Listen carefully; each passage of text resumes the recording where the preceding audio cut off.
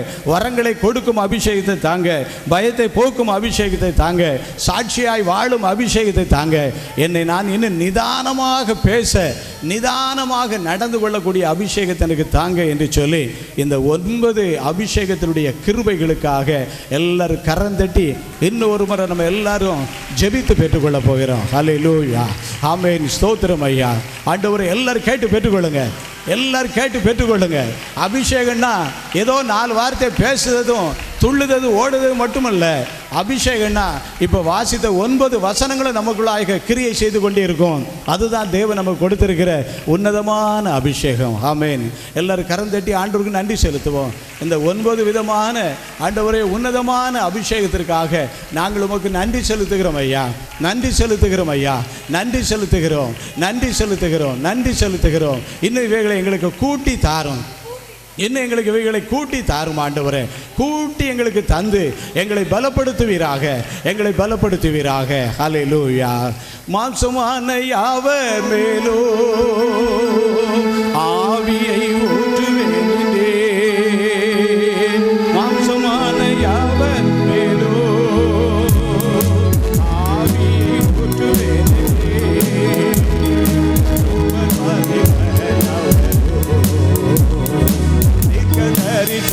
சொல்வாரே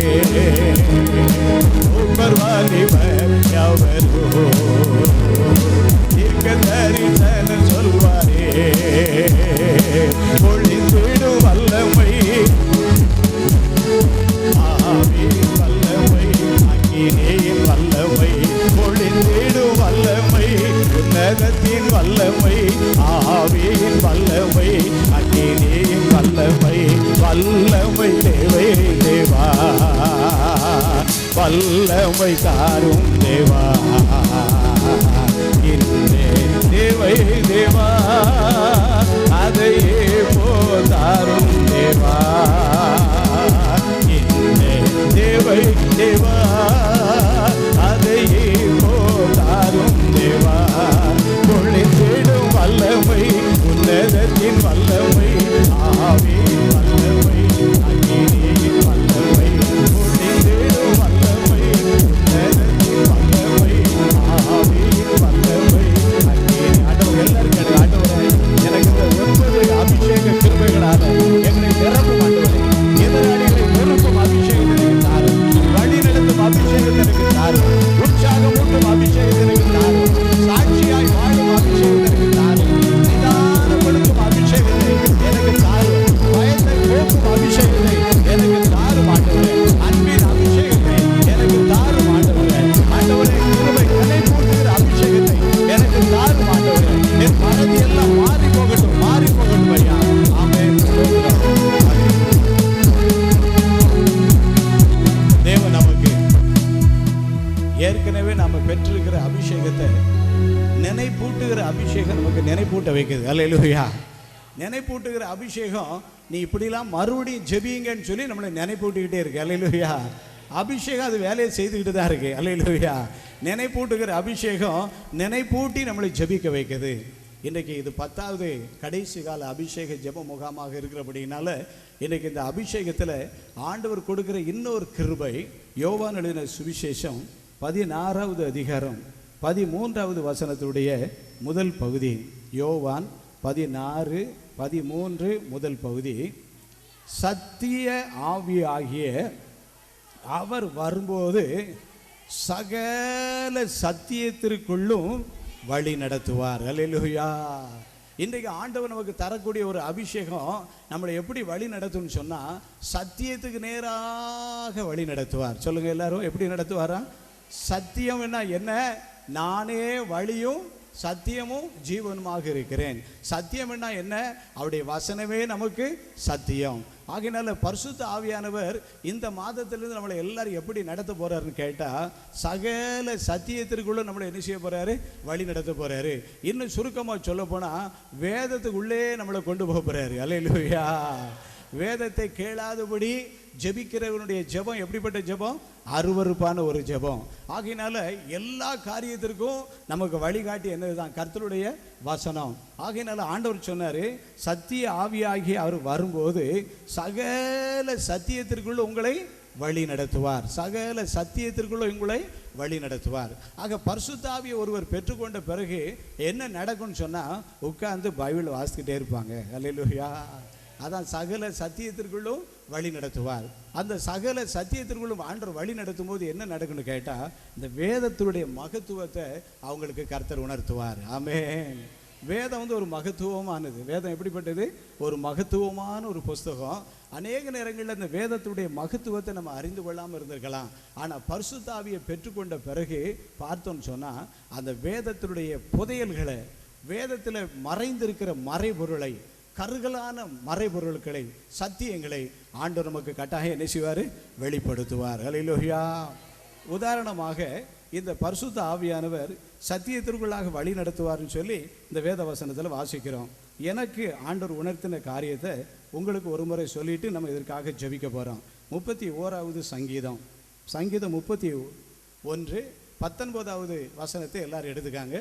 அது பிறகு சேர்ந்து வாசிக்க போகிறோம். சங்கீதம் 31 19 எல்லாரும் எடுத்துட்டீங்களா? சேர்ந்து வாசிங்க. உமக்கு பயந்தவர்களுக்கும் மனு புத்திரருக்கு முன்பாக உம்மை நம்புகிறவர்களுக்கும் நீர் உண்டு பண்ணி வைத்திருக்கிற உம்முடைய நன்மை எவ்வளவு பெரிதாக இருக்கிறது.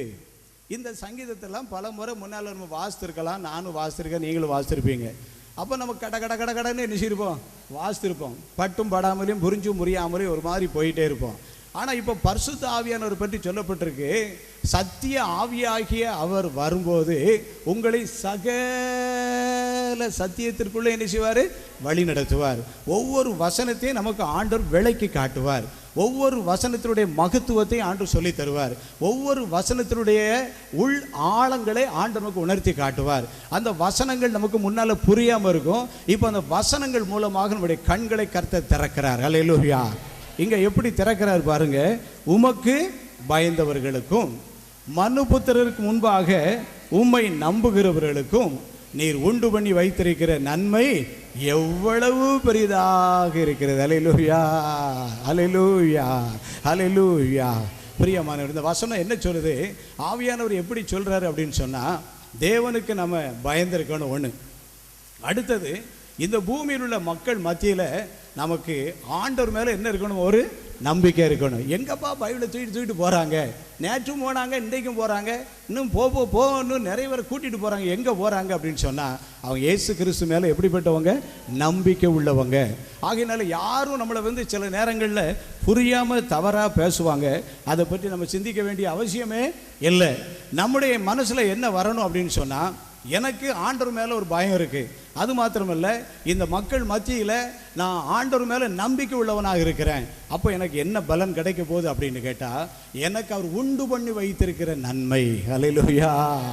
எனக்கு அவர் உண்டு பண்ணி வைத்திருக்கிற நன்மை இவ்வளவோண்டு அல்ல, எவ்வளவு பெரிதாக இருக்கிறது. அதுக்காகத்தான் நான் ஓடிக்கிட்டு இருக்கிறேன், அதுக்காகத்தான் நான் ஜெபம் பண்ணிக்கிட்டு இருக்கிறேன், அதுக்காகத்தான் நான் எவ்வளவோ பிரயாசப்பட்டுக்கிட்டு இருக்கிறேன், அதுக்காகத்தான் இன்னும் நான் பிரயாசப்படுவேன், அதுக்காகத்தான் இன்னும் நான் ஓட்டஞ்சாட்டமாக இருப்பேன் என்று சொல்லி இந்த வேதத்திலிருந்து நம்ம என்ன செய்ய முடியுது? புரிய முடியுது.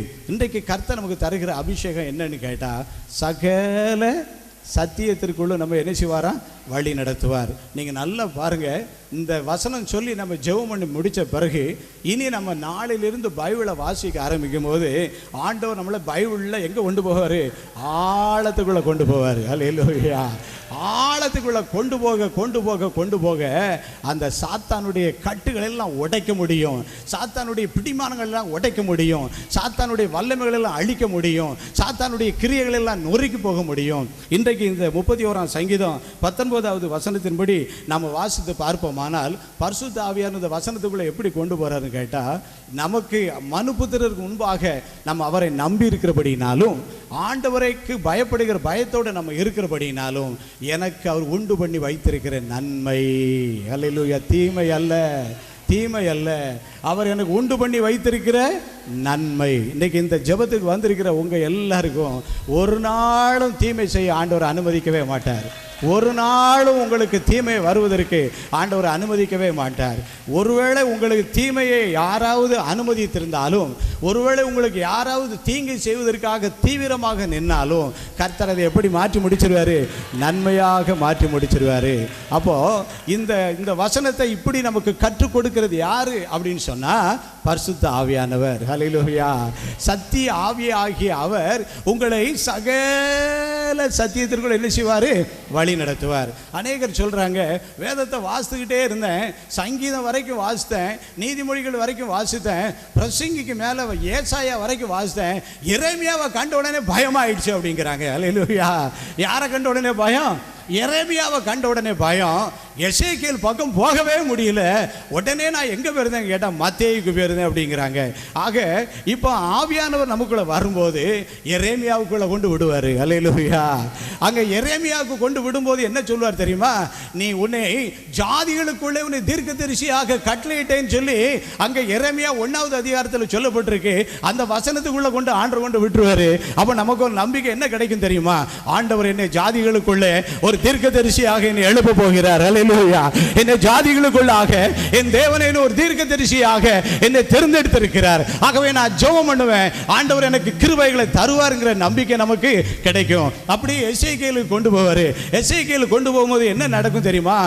ஆவி எனக்குள் வந்தது, மனுபுத்திரனே கால் ஊன்றி நில், கர்த்தர் உன்னோடனே பேசுவார். ஆவி எனக்குள் வந்தது, நான் கால் ஊன்றி நின்றேன், இந்த எலும்புகள் உயிரடையுமா என்று கேட்டார். ஆண்டவரே இது உமக்கே தெரியும் என்று சொன்னேன். ஒரு பெரிய இரைச்சல் உண்டாயிற்று, உலர்ந்த எலும்புகள் உயிரடைந்தது. ஹல்லேலூயா. முன்னால் இந்த எசேக்கியேல் பக்கம் போகலாம் நமக்கு பயமாக இருக்கும். இவர் என்னையா சொன்னார், இவர் என்னையா பேசினார், ஒன்றும் தெரிய மாட்டேங்கன்னு சொல்லி. இப்போ இந்த பரிசுத்த ஆவியானவர் நமக்குள்ளே வரும்போது அவர் எல்லா பக்கத்துகளையும் நம்மளை கொண்டு போகிறாரு. ஹல்லேலூயா. ஆகையினால தான் ஆண்டவர் ஐக்கியத்தில் கொடுத்த ஒரு மகத்துவமான திட்டம், வேதத்தை விரைந்து கற்போம் வாரீர், வேதத்தை விரைந்து கற்போம் வாரீர். வாருங்க எல்லாரும் வேதத்தை விரைந்து படிங்க, தீவிரமாக படிங்க, வேதத்துடைய மகத்துவத்தை பெற்றுக்கொள்ளுங்க என்று சொல்லித்தான் ஆண்டவர் இந்த திட்டங்களெல்லாம் நமக்கு கொடுத்து இந்த அபிஷேகத்தை நமக்கு இன்றைக்கு தரப்போறாரு. ஹல்லேலூயா. எல்லாரும் உற்சாகத்தோடு கேட்டு என்ன செய்யணும்? பெற்றுக்கொள்ள போகிறோம். காரணம் என்னன்னு சொன்னால், இந்த ஒரு சொத்து மட்டும் இருந்தால் போதும். நமக்கு இந்த ஒரு சொத்து நமக்கு இருந்தால் போதும். என்ன சொத்து? தி பைபிள். இந்த விலையேற புஸ்தகம். இதில் எல்லாமே இருக்கு. இதில் எல்லாமே இருக்கு. என்னத்தை பிடிங்கிட்டு போனாலும் போட்டோம், இந்த பைபிளை மாத்திரம் நம்ம என்ன செய்ய முடியாது? நம்ம மறுதளிக்கவே முடியாது. இந்த வேதம் நம்ம சுமப்போம், இந்த வேதம் நம்மை சுமக்கும். இதில் எல்லாம் சொல்லியிருக்கு. இதில் எல்லாம் சொல்லியிருக்கு. நீ எப்படி நடக்கணும், வீட்டை எப்படி நடத்தணும், ஊழியத்தை எப்படி நடத்தணும், தொழிலை எப்படி நடத்தணும், பப்ளிக்கில் நீ எப்படி இருக்கணும், நீ ஒரு பொது இடத்துல எப்படி பேசணும் வைக்கணும், இப்படிப்பட்ட இடங்களுக்கு வரும்போது எப்படி நடக்கணும் போகணும், எல்லாம் அங்கே இருக்குது. ஹல்லேலூயா. எடுத்து காட்டுங்க, அப்போ சத்தியத்தை எடுத்து காட்டுங்க. ஹல்லேலூயா. ஹல்லேலூயா. சத்திய வேதத்தை தினம் தியானி, சகல பேர்க்கும் அதபிமானி, உத்தம ஜீவிய வழி காட்டும், உயர்வான் உலகில் உன்னை போடும். சத்திய வேதத்தை தினம்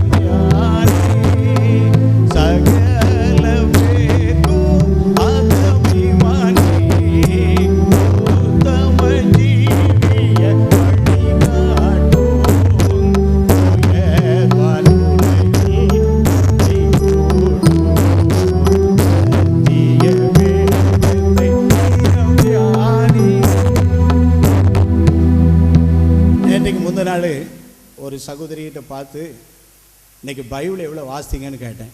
பைபிள்லாம் அன்றைக்கி வாசிக்கலை. பைபிள்லாம் நான் என்ன செய்யலை? வாசிக்கலை. உன்னையும் ஆண்டவர் மறந்துடுவார், உன் பிள்ளைகளையும் மறந்துடுவார், அதுக்கு பிள்ளைகள் இருந்தால் அதையும் மறந்துடுவார். அவ்வளோதான், ஓஞ்சிச்சு உன் கதை, அவ்வளோதான். பைபிள் படிக்க எங்கேயும் போயிடாதீங்க. சரிதானே? பைபிள் வாசிக்காமல் எங்கேயும் போயிடாதீங்க. பைபிள் படிக்காமல் கடையை திறந்துடாதீங்க. பைபிள் படிக்காமல் வயலுக்கு போயிடாதீங்க. பைபிள் படிக்காமல் ஸ்கூலுக்கு போயிடாதீங்க. பைபிள் படிக்காமல் ஊழியத்துக்கும் வந்துடாதுங்க. எல்லாமே வேதத்தில் எல்லாம் கற்றுக் கொடுக்கப்பட்டிருக்கு. அல்லேலூயா. நம்ம எந்த சூழ்நிலையில் இருந்தாலும் அன்றைக்கு படிக்கிற பகுதி நம்மளை வழி நடத்திக்கிட்டே இருக்கும். அல்லேலூயா. இன்றைக்கு ஆண்டவர் நமக்கு தரக்கூடிய விசேஷித்த அபிஷேகம், சத்திய ஆவியாகிய அவர் சகல சத்தியத்திற்குள்ளும் உங்களை என்ன செய்வார்? வழி நடத்துவார். இதை மட்டும் நம்ம பிடிச்சிக்கிட்டோம்னா சரி, இந்த வேதம் அப்படியே நம்மளை கட்டாயம் என்ன செய்யும்? ஆசீர்வதிக்கும். ஆமேன், ஆமேன், ஆமேன். இதை நம்ம இதை செய்ய விடாதபடிக்கு பிசாசு பொட்டிப்பான். அந்த வேலை, இந்த வேலை, அந்த டென்ஷன், இந்த டென்ஷன், அங்கே போ, இங்கே போ, அதை செய், இதை செய்ன்னு சொல்லிட்டு கடைசியில் போகிற நேரம் பார்த்து அங்கே ஒரு வசனம் போட்டிருப்போம், இன்று முதல் நான் உன்னை ஆசீர்வதிப்பேன். அதை மாத்திரம் பார்த்துட்டு ஓடுவோம். அது நமக்கு இப்போ இருக்க ஸ்டேஜுக்கு அந்த ஸ்ட்ரென்த்து நமக்கு போதாது. இன்று முதல் ஆசீர்வதிப்பேன் கர்த்தருடைய வசனம் தான், உண்மைதான். ஆனால் வேதத்தை நம்ம என்ன செய்யணுமா? தேடி ஆராய்ந்து பார்க்கணும். ஆக 31ஆம் சங்கீதம் 19வது வசனத்தில் நம்ம வேதத்தில் நம்ம வாசித்தோம், மனுபுத்திரருக்கு முன்பாக நாம் கர்த்தரை நம்பி இருப்போமானால் நமக்கு அவர் உண்டு பண்ணி வைத்திருக்கிற நன்மை எவ்வளவு பெரியது. அல்லேலூயா. நம்மளை பற்றி சில வீட்டில் தவறாக பேசுவாங்க. இந்த பைபிளை எடுத்த நாளிலிருந்தே எல்லாம் இப்படி ஆகிப்போச்சு, எல்லாம் ஒன்றும் விளங்காமல் போயிடுச்சுன்னு சொல்லுவாங்க. இவன் ஜெபம் ஜெபம் ஜெபம் ஜெபம்னு சொல்லி எல்லாத்தையும் இழுத்து மூடிட்டான்னு சொல்லுவாங்க. ஆனால் வேதம் சொல்லுது, உனக்கு நான் உண்டு பண்ணி வைத்திருக்கிற நன்மை எவ்வளவு பெரியது. பிரியமான, உங்களுக்கு நான் பெரிய நன்மையை உண்டு பண்ணி வச்சுருக்கிறேன், நீங்கள் நம்பிக்கையோடு இருங்க, தளர்ந்து போயிடாதீங்க, உங்களுக்கு தருவேன்னு சொல்லி ஆண்டவர் சொல்கிறார். அல்லேலூயா.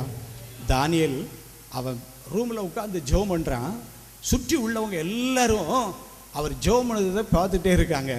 ராஜாட்ட போய் கம்ப்ளைண்ட் பண்ணுதாங்க, ராஜாவே இப்படி ஒரு சட்டம் போட்ட பிறகும் கூட அந்த தானியேல் என்ன பண்ணிகிட்டு இருக்கிறாரு? ஜெபம் பண்ணிகிட்டு இருக்கிறான்னு சொல்லி சொன்னாங்க. சிங்க கவியில் கொண்டு போட்டாங்க.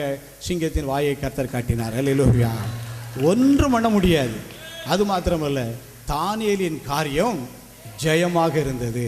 இங்கே இருக்கிற நீங்கள் ஒவ்வொருவரும் சொல்லுங்கள், உங்கள் பேரை சொல்லி சொல்லுங்கள், உங்கள் காரியம் ஜெயமாக இருக்கும். சொல்லிட்டீங்களா? உங்கள் பேரை சொல்லி சொல்லுங்க, அடுத்தவங்கள்ட்ட சொல்ல வேண்டாம். உங்களை மூலம் சரிப்படுத்துங்க. உங்களுடைய காரியம் ஜெயமாக இருக்கும். உங்களுடைய காரியம் உங்கள் பேரை சொல்லி சொல்லுங்கள், ஆண்டவரே இந்த பேருடைய நான், என்னுடைய காரியம் அது ஜெயமாக இருக்கட்டும் ஆண்டவரே, ஜெயமாக இருக்கட்டும் ஆண்டவரே. கர்த்தர் உதவி செய்வார். அவர் அந்த சத்திய ஆவியாகிய தேற்றர்வாளனாகிய பரிசுத்த ஆவியான வரும்போது சகல சத்தியத்திற்குள்ளும் இப்போ நான் ஒரே ஒரு வசனத்தை தான் சொல்லியிருக்கிறேன். அந்த ஒரு வசனத்தில் என்ன சொல்லியிருக்குன்னு கேட்டால், நான் உனக்கு ஒரு பெரிய நன்மையை வச்சுருக்கிறேன். அல்லேலூயா. எனக்கு மட்டும்தான் வச்சுருக்காரோ? யாருக்கெல்லாம் வச்சுருக்காரு? யாரெல்லாம் 31ஆம் சங்கீதம் 19வது வசனத்தை வாசிக்கிறோமோ அத்தனை பேருக்கும் கர்த்தர் என்ன வச்சுருக்கிறாரு?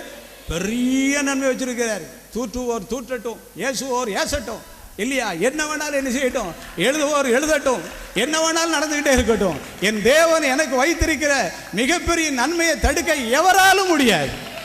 எல்லாரும் எழும்பி ஜெபம் பண்ணுவோமா? எல்லாரும் எழும்பி ஜெபம் பண்ணுங்க. கர்த்தர் உங்களுக்கு மிகப்பெரிய நன்மையை வச்சிருக்கிறாரு. திறந்து எல்லாரும் ஜெபம் பண்ண ஆரம்பிங்க. நல்ல வாயை திறந்து அந்த ஆவியானவர் வரும்போது சகல சத்தியத்திற்குள்ளும் அவர் உங்களை வழி நடத்துவார் என்று சொல்லப்பட்டிருக்கு. சகல சத்தியத்திற்குள்ளும் அவர் உங்களை வழி நடத்துவார். வேதத்தின் புதையலுக்குள்ளாக அவர் உங்களை கொண்டு போய் வேதத்தினுடைய புதையல்களை நீங்கள் பார்க்கும்படியாக, வேதத்தினுடைய மறைபொருளை நீங்கள் அறிந்து கொள்ளும்படியாக பரிசுத்த ஆவியானவர் உங்களுக்கு இந்த கிருபையை தரப்போகிறார். ஆண்டவரே, தலையை நல்லா நிமிர்த்தி ஜெபம் பண்ணுங்க. இதெல்லாம் தேவன் நமக்கு தரக்கூடிய இந்த கடைசி கால கிருபை ஆசீர்வாதங்கள்.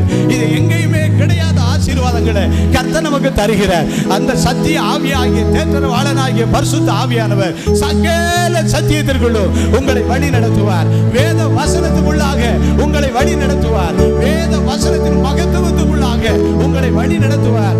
ஆதியாகமத்தை விளக்கி காட்டுவார். யாத்திராகமத்தை விளக்கி காட்டுவார். லேவியராகமத்தை விளக்கி காட்டுவார். அந்த பெயர்கள் எல்லாம் விளக்கி காட்டுவார். அந்த வம்ச அட்டவணைகள் எல்லாம் விளக்கி காட்டுவார். எண்ணாகமத்தை விளக்கி காட்டுவார். எஸ்ராவை விளக்கி காட்டுவார். சங்கீதத்தை இன்னும் விளக்கி காட்டுவார். பிரசங்கி இன்னும் விளக்கி காட்டுவார். எரேமியாவை ஆழமாக விளக்கி காட்டுவார். எசேக்கியேலை தீர்க்கமாக விளக்கி காட்டுவார். புலம்பலை விளக்கி காட்டுவார். மல்கியாவை விளக்கி காட்டுவார். சுவிசேஷங்களை விளக்கி காட்டுவார். நிருபங்களை விளக்கி காட்டுவார். வெளிப்படுத்தின விசேஷத்தை மிக மிக தெளிவாக விளக்கி காட்டுவார். எல்லாரும் கரத்தட்டி ஆண்டவரே, இந்த சத்திய ஆவியாகிய தேற்றரவாளனாகிய பரிசுத்த ஆவியானவர் என்னை சகல சத்தியத்திற்குள்ளும் சத்தியத்திற்குள்ளும் சகல சத்தியத்திற்குள்ளும் என்னை வழி நடத்த வேண்டும் என்று நான் ஜெபிக்கிறேன் ஐயா. இன்றையிலிருந்து நான் அதிகமா வேதத்தை கையில் எடுத்து தியானிப்பேன் ஆண்டவரே. இன்றையிலிருந்து அதிகமா நான் பைபிள் படிக்க ஆரம்பிப்பேன் ஆண்டவரே. அந்த வேதத்துடைய மகத்துவங்களை கொண்டு போய் என்னை ஒரு மகத்துவமாய் மாற்றும் ஐயா. என்னுடைய தொழில் ஒரு மகிமையாய் மாறட்டும் ஆண்டவரே. என் பிள்ளைகள் ஒரு மகிமையாய் மாறுவார்களாக. என்னுடைய ஊழியத்திலே தேவ மகிமை வெளிப்படுவதாக. ஆமென் ஜீசஸ் ஹalleluya. ஆண்டவர் எல்லாரும் கேளுங்க, ஆண்டவரே எல்லாரும் கேளுங்க. இந்த 10வது மாதத்துல தேவன் கடைசி கால அபிஷேகம் என்ன கொடுக்கிறார்? சகல சத்தியத்திற்குள்ளும் வழி நடத்தக்கூடிய அபிஷேகத்தை எனக்கு உங்களுக்கும் தேவன் தர இருக்கிறார். இந்த கடைசி கால அபிஷேகம், கடைசி காலத்துல சகல சத்தியத்திற்குள்ளும் நம்மை வழி நடத்தக்கூடிய அபிஷேகத்தை நமக்கு தருகிறபடினால் ஒருவரும் நம்மை மேற்கொள்ள முடியாது, ஒருவரும் நம்மை மேற்கொள்ள முடியாது, ஒருவராலும் நம்மை எதிர்த்து நிற்க முடியாத வாக்கு வரங்களையும் வல்லமைகளையும் தேவன் நமக்கு தருகிறபடியினால் நாம் எல்லாரும் கரந்தட்டி கர்த்தருக்கு நன்றி செலுத்தி, ஆண்டவரே இந்த மகா பெரிய கிருபை, ஆண்டவரே இந்த மகா பெரிய கிருபை அப்பா, இந்த மகா உன்னதமான கிருபை ஆண்டவரே எங்களை சூழ்ந்து கொள்ளட்டும். ஹல்லேலூயா. எங்களை சூழ்ந்து கொள்ளட்டும், எங்களை சூழ்ந்து கொள்ளட்டும். தம் கிருபை பெரிதல்லோ என் ஜீவனிலும் அதே இம்மட்டும் அதுவே இன்னும் தேவை கிருபை தாருமே, இன்னும் தேவை கிருபை. கேளுங்க, பாருங்க எல்லாரும். தாழ்மை உள்ளவரே